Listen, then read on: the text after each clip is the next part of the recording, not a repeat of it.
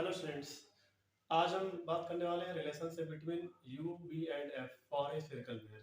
You means होता है distance of the object from the mirror और वी होता है distance of the image from the mirror and f is the focal length of a mirror. Okay, तो आज relationship हम prove करेंगे you v F में।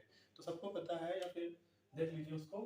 रिलेशनशिप ये होती है 1/f इज इक्वल टू क्या प्रूव करना है हमें, 1/u प्लस 1/v। ये हमें प्रूव करके यहाँ पे लाना है। ओके, तो ये बड़ा आसान है, देखिए बड़े आराम से देखिएगा। तो सबसे पहले हम देखेंगे यहाँ पे कि ये एंगल और ये एंगल आपस में क्या होंगे, इक्वल होंगे, because this is the angle of incidence and this is angle of reflection, और ये आपस में क्या होते हैं, इक्वल होते हैं। ठीक है, और उसके बाद बताइए जरा, this angle equal to this angle. ये एंगल कौन सा एंगल है, वर्टिकली अपोजिट एंगल्स। ओके, और यहाँ पे हमने क्या किया है, हमने लिया है यहाँ पे कॉन्केव मिरर, और कॉन्केव मिरर के सामने हमने क्या रखा है, ऑब्जेक्ट। ऑब्जेक्ट कहाँ पे रखा है मैंने, ऑब्जेक्ट रखा है सेंटर ऑफ कर्वेचर और इन्फिनिटी के बीच में। तो सेंटर ऑफ कर्वेचर और इन्फिनिटी के बीच में रख के ऑब्जेक्ट का इमेज कहाँ बनता है, फोकस और सेंटर ऑफ कर्वेचर के बीच में। और कैसा इमेज है, इन्वर्टेड है और रियल है, स्मॉलर देन द ऑब्जेक्ट है। ओके, तो अब बात करते हैं। अब देखिए यहाँ पे आपका, देखिए ये कितना डिग्री है, 90 डिग्री, और ये कितना डिग्री है, 90। तो देखिए triangle A dash B dash F और ट्राइंगल एम एन एफ, ये दोनों ही ट्राइंगल आपस में क्या है, सिमिलर है, दे आर सिमिलर। क्यों, कब दो ट्राइंगल सिमिलर होते हैं, अगर दो ट्राइंगल के दो करेस्पॉन्डिंग एंगल्स आपस में इक्वल हो तो वो एंगल सिमिलर कहलाते हैं। ओके, तो यहाँ पे देखिए इन दोनों के पास एक एक एंगल कितना है, 90 और एक एंगल वर्टिकली अपोजिट आपस में इक्वल है। तो इनके दो एंगल आपस में इक्वल है, इसलिए ट्राइंगल्स क्या हो जाएंगे, सिमिलर। तो देखिए यहाँ पे triangle A dash B dash F किसके सिमिलर होगा, M T M N F, triangle M N F by this criteria double है। इनके दो एंगल आपस में इक्वल है, एक वर्टिकली अपोजिट है और एक कितना, राइट एंगल। अब जब दो ट्राइंगल सिमिलर होते हैं, तो ये आप ट्राइंगल चैप्टर पढ़ेंगे क्लास 10th में, जब दो ट्राइंगल सिमिलर होते हैं तो उनकी सारी करस्पॉन्डिंग साइड्स का रेशियो आपस में क्या होता है, इक्वल होता है। तो हम क्या करेंगे, इस ट्राइंगल का लेंगे परपेंडिकुलर, तो इसका परपेंडिकुलर कौन है, A dash B dash upon उसका बताइए कौन है perpendicular, M N. Good, equal to, अब हम इस ट्राइंगल के लेंगे बेस, यानी बी डैश एफ। क्या लिया मैंने इसका बेस, बी डैश एफ, उसका बेस कौन है, एफ एन, उसका बेस है एफ एन। ये हो गया इक्वेशन फर्स्ट, ये करस्पॉन्डिंग साइड्स का रेशियो आपस में क्या होगा, इक्वल। आप बताइए और कौन से दो ट्राइंगल सिमिलर है, तो देखिए ए बी एम एन, ये ट्राइंगल और ये ट्राइंगल कौन सा, ए डैश बी डैश एन, क्योंकि ये एंगल आपस में क्या है, इक्वल, और इसके पास भी 90 और इसके पास भी क्या है, 90। तो इस ट्राइंगल के और इस ट्राइंगल के दो एंगल आपस में इक्वल हो गए, तो ये भी सिमिलर हो गए।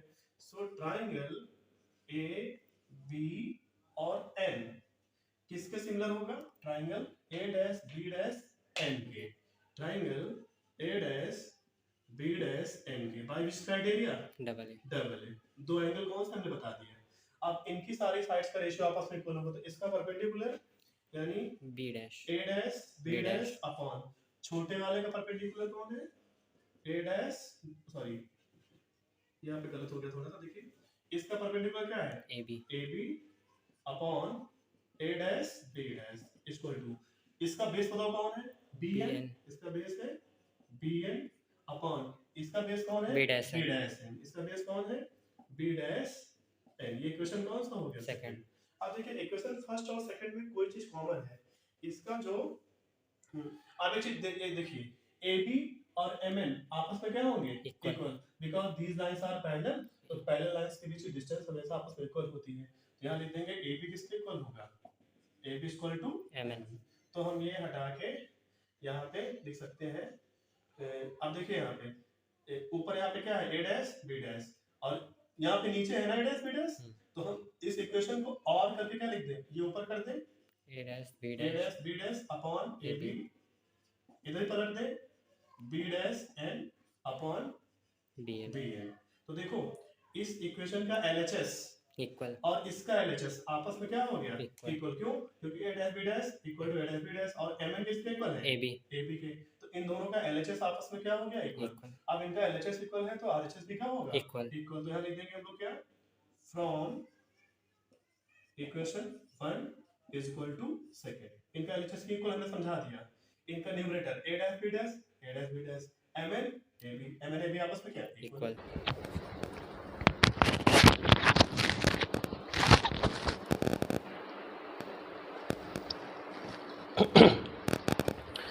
Now from the equation first and second, okay, equation first और सेकंड को मैंने कंबाइन किया तो उनका RHS भी क्या आ गया, इक्वल आ गया। B dash F upon F N equal to B dash N upon B N हो गया।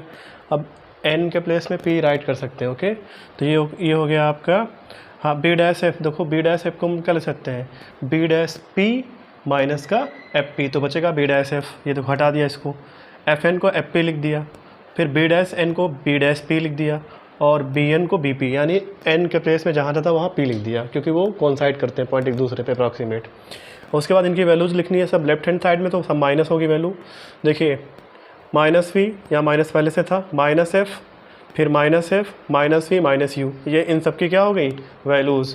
ऑब्जेक्ट की डिस्टेंस, इमेज की डिस्टेंस, उसके बाद फोकल लेंथ, सारी नेगेटिव ले जाएंगे, यू वी एफ। अब क्रॉस मल्टीप्लाई किया, देखिए तो माइनस माइनस कट गया, u का इधर मल्टीप्लाई हुआ तो माइनस का u भी हो गया, और प्लस का f है, प्लस के f में u का मल्टीप्लाई हुआ तो हो गया uf, और माइनस f का इधर मल्टीप्लाई हो गया तो माइनस का vf हो गया। अब माइनस vf इधर लाए तो प्लस का vf हो गया, और uf पहले से लिखा था तो उसको लिखा रहने दिया, और माइनस का vu उधर कर दिया तो प्लस का uv हो गया। उसके बाद मैंने क्या किया, uvf से LHS और RHS में डिवाइड कर दिया, on dividing by uvf both side.